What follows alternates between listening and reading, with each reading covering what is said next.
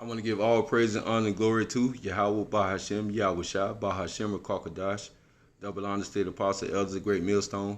Peace and salutation to the whole field elect. You Akim and Akwaf out there listening and watching. To you I say Shalom. Brother Nakamaya coming at you with another lesson. Now this is going to be part 2 of the lesson that I just did to God creates good and evil. Right, this is going to be the second part to it, right? Because kind of got interrupted and I was running out of time. But to go ahead and finish that up, right? Continue where we left off. Now in that previous video, we had finished off with Cain receiving his curse, right? So if you can remember, matter of fact, let's just go ahead and read some of it just to refresh in your memory. What it was, Genesis, Genesis 4.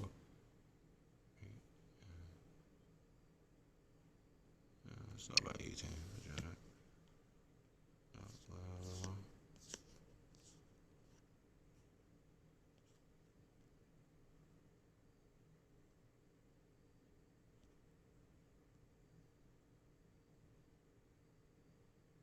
Start at verse 10, Genesis 4 and 10. Now remember, this is after Cain slew Abel, after the wicked slew the good, right? Because remember, the topic of the story is the Lord creates good and evil, right? And He had a plan for both of them from the beginning of time, right? Because the Lord is balanced. Genesis 4, I'm gonna start at verse 10. And he said, "What hast thou done? The voice of thy brother's blood crieth unto me from the ground.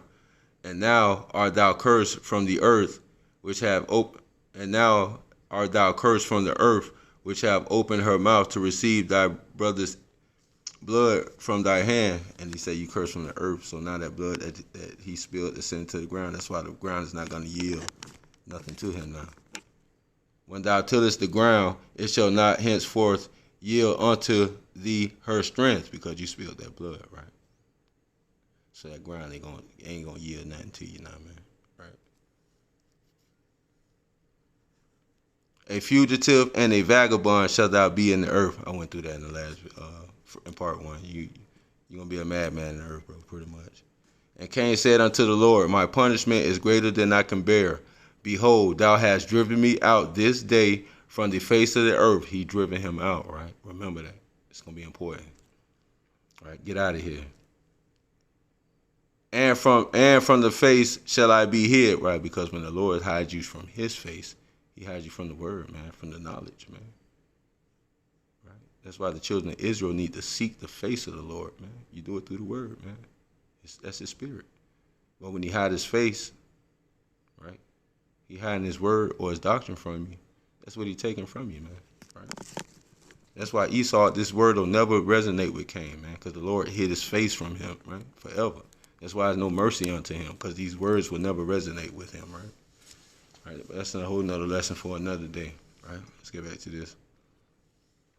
And Cain said unto the Lord, "My punishment is greater than I can bear. Behold, thou hast driven me out this day from the face of the earth, and from the face shall I be hid. And I shall be a fugitive and a vagabond in the earth, and it shall come to pass that everyone that findeth me shall slay me." Right? And there's a reason why for that, right? And the Lord said unto him, "Therefore, whoever slayeth Cain, vengeance shall be taken on him sevenfold." Right? So He put a hedge of protection around Cain, right? See that? If anybody slay Cain, man, vengeance is gonna be taken on him, right? So Cain got a little help, right? But it's the reason why he needs some help, right? Mr. Cain, because you don't look like everybody else, right? This curse that the Lord just put on you, man. Whoa, you look like something that just straight out of a sci-fi movie, man, because everybody got melanin, man, right? He just turned you into a white man, right? A red man, right? No such thing as white, man. You red, man. You see that? That's what the Lord just done to you. That's why He has to send you from among men, man, because anybody's going to slay you if they see you, because we all got color, man. You see that? But that's what you're finna learn today, right? This is the evil, man. This is how the Lord labeled evil, man, right? Therefore, whoever slayeth Cain, Vengeance shall be taken on him sevenfold. Ain't Esau not in trouble like other men? Right? That is Proverbs. Yeah. Psalm 73. He's not in trouble like other men. See that? That's why, man. That's why this man can go in your country and kill you, and everybody's shake and shiver when they come back to getting some get back against this man, right? Because the Lord has a hedge on him, man. You can't touch him. But the hedge is leaving, right? We see that, brothers. But this is why, this is just for edification, right? Coming in, right? This is why he's able to get away with the stuff he does, man. Because it was preset from the beginning, man. It's prophesied about, man. It's prophecy, man. You can't. The words of the Lord is true, man. Right? You're not gonna change that, right? But we just here to see how it all came to before, right? Good versus evil, and this is the genesis of it, right? Genesis, right? All right. And the Lord power set a mark upon Cain, lest any finding him shall kill him. And Cain went out from the presence of the Lord and dwelt in the land of Nod, of the east end of Edom, right? So look upon the works of the Most High, and they are two and two, one against the other, right? So now that's one of those two, right? Cain and Abel, right? Cain slew Abel, right? Good against evil, right? See that? Right. So that's only one of the works, but that's part of the will of the Most High, right? Who can resist His will? So now we go from there, and we finna see the second account, which is also in Genesis, right? He declared the end from the beginning, right? The beginning, man. All right, so we finna watch the Lord do His thing, man. Right. So, where we at? Genesis 25. Yeah. 25. Right. Okay. So remember, look upon the works. Good is said against evil. Matter of fact, let me go back and get that real quick. Read that, man, because our people sometimes we tend to forget, and I know it's kind of a long lesson. But that 32, 32 and 12, that 33. Sorry. Verse 14, the book of Ecclesiasticus, Sirach, verses 33. I'm gonna start at verse 14. Good is set against evil. And evil, Slakia. Good is set against evil, and life against death. So is the godly against the sinner, and the sinner against the godly. Right? That's what we witnessed Cain and Abel, right? Against each other. Verse 15. So look upon all the works of the Most High, right? Look upon all His works, right? When we create good and evil. And there are two and two, one against another. Now, remember, 2 and 2, right? So we just saw one of the two. That's with Cain and Abel, right? So now we finna go watch the second half of the Lord's work, right? Right? Good versus evil, right? So that's gonna take us to Genesis 25, to the birth of Jacob and Esau, right? And this is why it's relevant, right? So our people out here that's trying to save this devil, man, don't really know what they're trying to save, man. Because remember, it was a seed, it was a curse put on that serpent too as well when he beguiled Eve, right? You're gonna see how those relevant too, man. Y'all actually trying to save the devil, man. I mean, we finna show you why we call him the devil. Because the Bible identifies him as Satan. That's why. Just simple, man. But you finna find that out if you got the eyes to see it. 25, I'm gonna start about right 22. All right, here we go. All right, so what we gonna start at,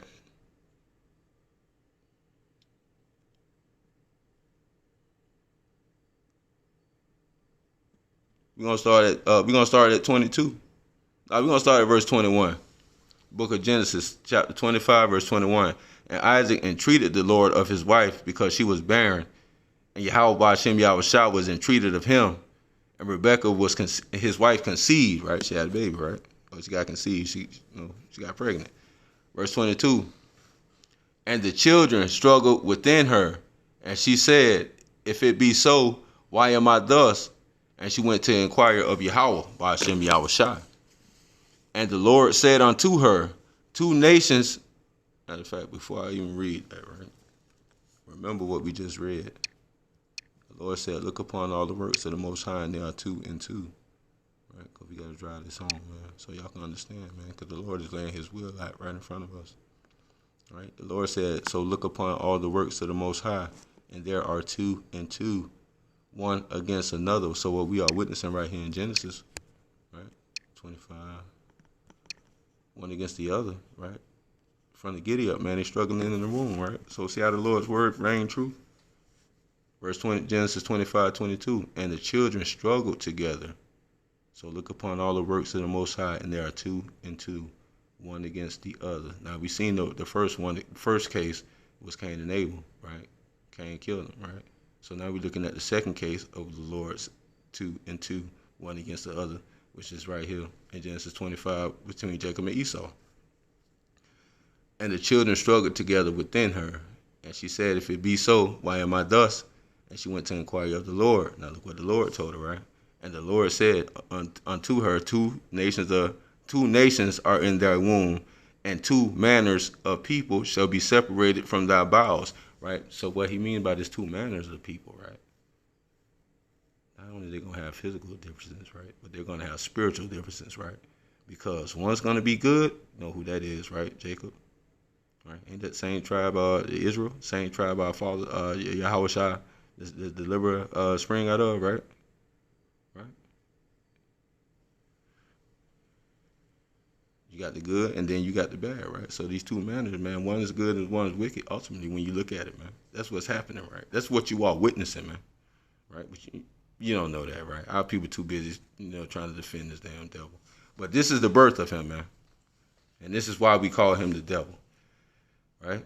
And the Lord said unto her, two nations are in thy womb, and two manner of people shall be separated. Why? Because good and evil can't dwell together.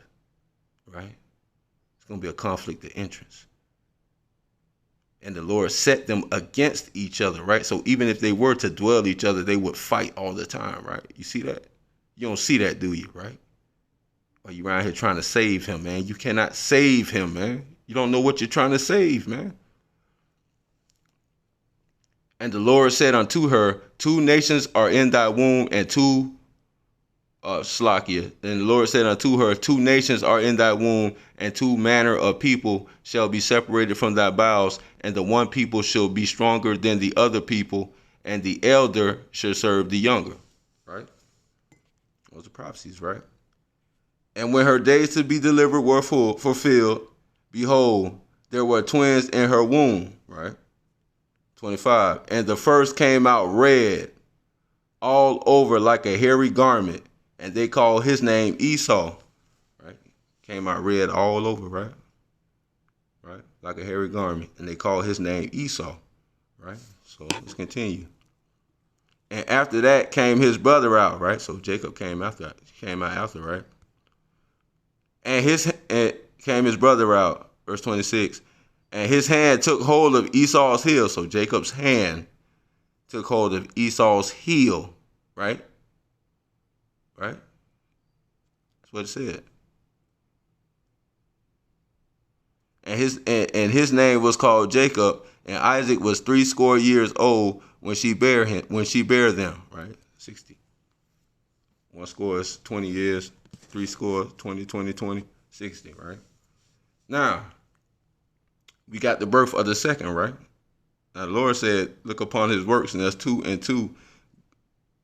One set against the other, right? Good against evil, right? So this is the second birth, right? Of evil, right? Coming back, right? And we about to prove that, right? Now, what you people don't know is that's this thing called reincarnation, right? That the Lord gives us, right? That you Christians don't seem to understand, or just brush aside like it's a vain thing, right? But this whether you receive it or not. But if you don't, we can still prove it without this, right? But let's just go here anyway, right? Because the Lord got this for a reason, right? This is the book of Deuteronomy, chapter 5, verse 9. Thou shalt not bow down thyself unto them, nor serve them. He's talking about idols, right? For I am the Lord. For I am Yahweh, Bahashem Yahweh Shai, thy power, and a jealous power, right? Because the Lord said he's a jealous God, right? But this is the next thing I want you to pay attention to, right? Because this is what we're witnessing, right? This is how these curses connect, right? You ain't know that, right? You ain't know that, right? Right? You finna learn something today. Visiting the iniquity, right? Visiting the sin, right? The iniquity, right? That's what that is. Sin upon sin, right? Visiting the iniquity of the fathers upon the children until the third and fourth generation of them that hate me. Now pause for a second, right? He say visiting the iniquity of the fathers upon the children, meaning the fathers, the sins of the fathers are going to go to the children, right?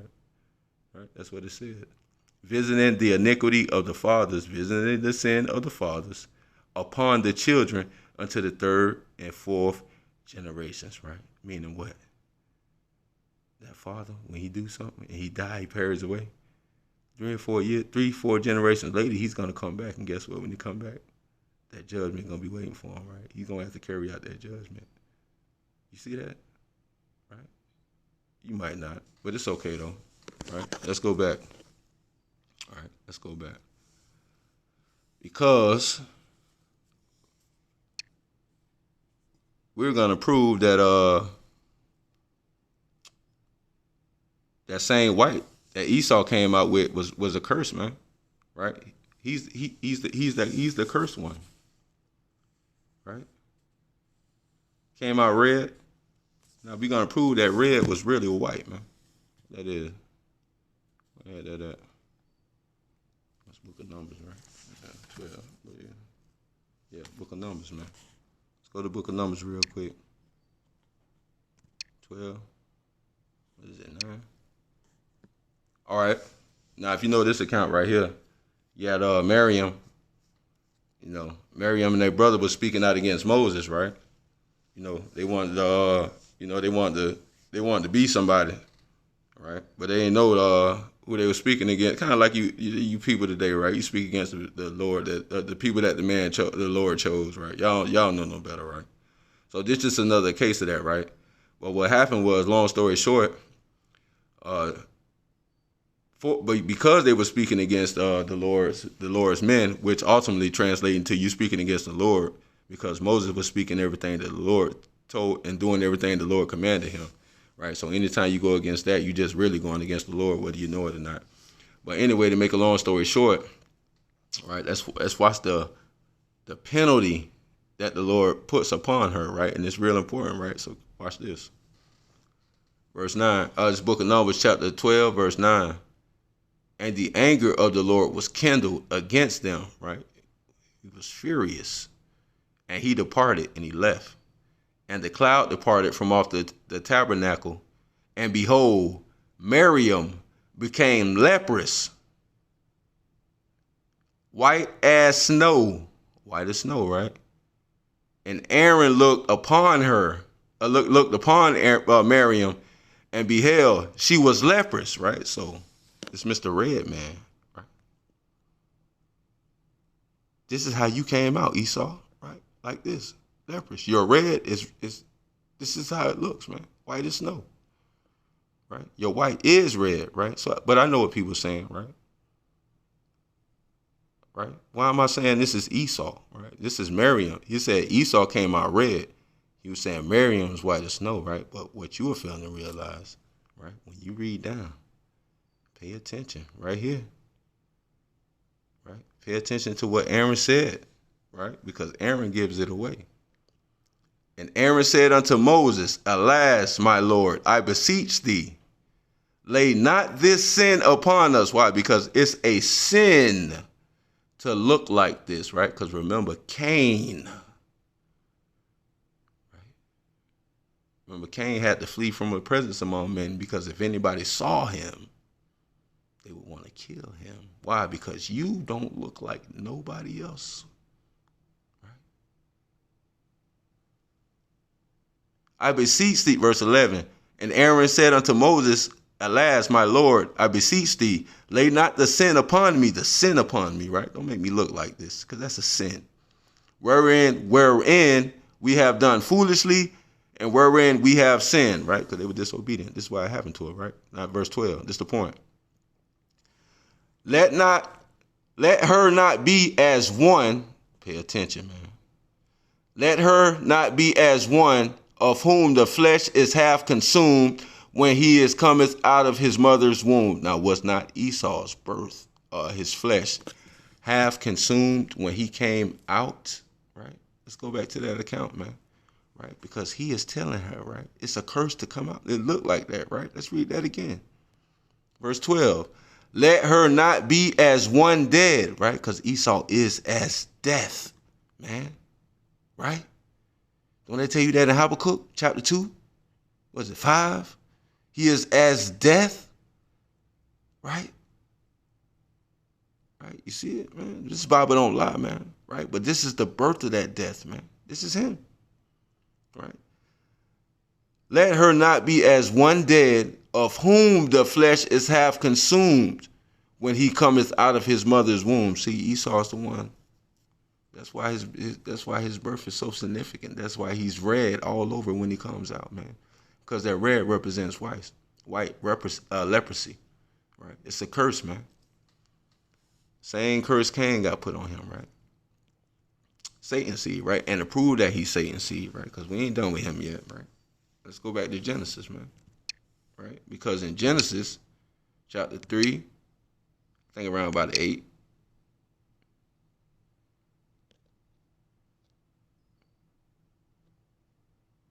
no, slide down a little bit.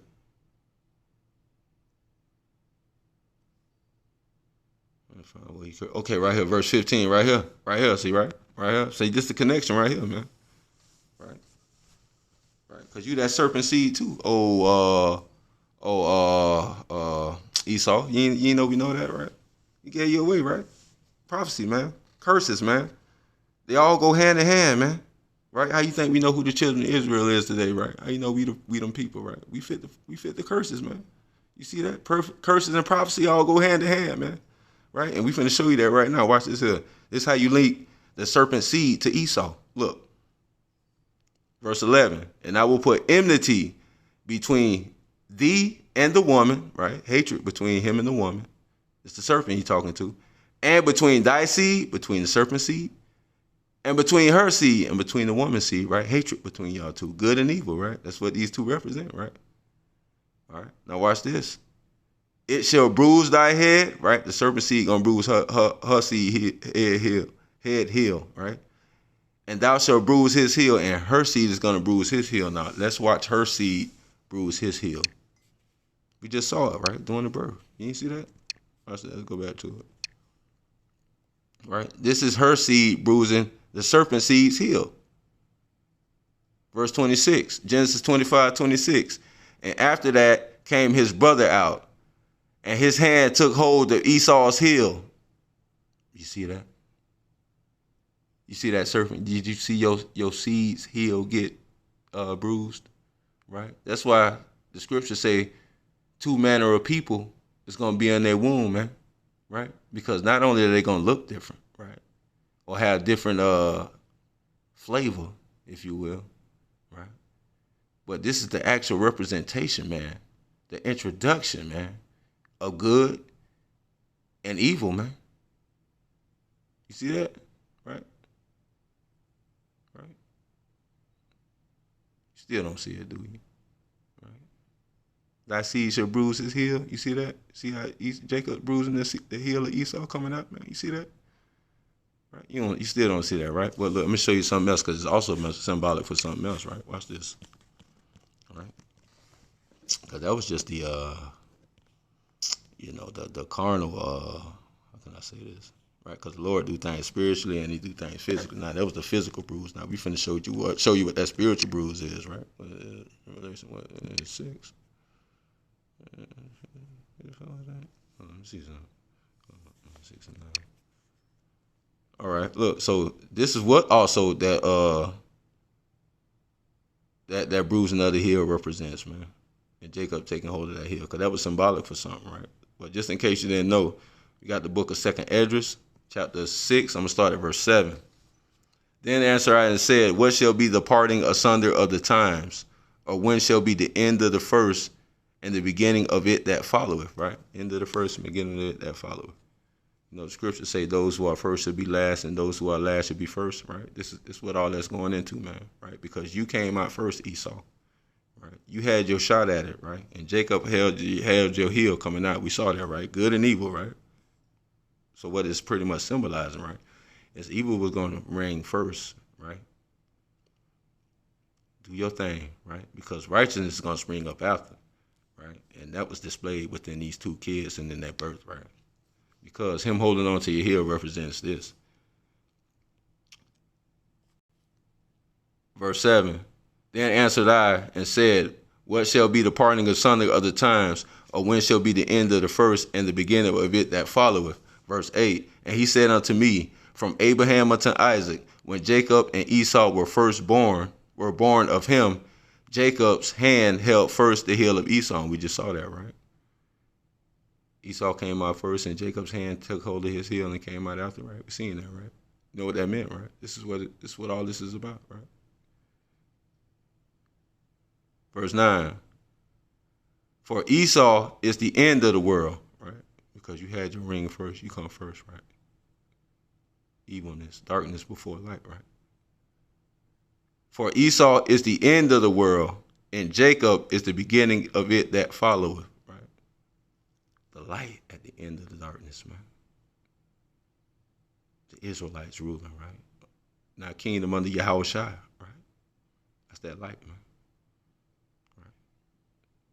So like the Lord said, he declared the end from the beginning. He wasn't lying, man. You see that there? Right? Through these births, man. Gave us good and evil, right? You can see that? 2 and 2, looking at all the works of the Most High, and there are 2 and 2. One against the other, 9. Right? To show you something else. Right? Because in that curse in Genesis 3, he said, you should bruise his head. He should bruise his heel, right? So I showed you the heel that he bruised, right? Esau took hold of that heel and what actually meant it, right? He's going to be the one to pull you down and be the end of your kingdom, right? Which we already seeing now. We're in the throes of that right now. But the head of ours that you bruised, old serpent, right? You bruised our head, man. Right? That was a bad thing, man. Right? Because that head of ours that you bruised. Right, the head of ours that you bruised, man. He coming back for get back, man. I don't know if you know that, but he coming back for payback, man. That's why he called it the Lord's vengeance, man. Because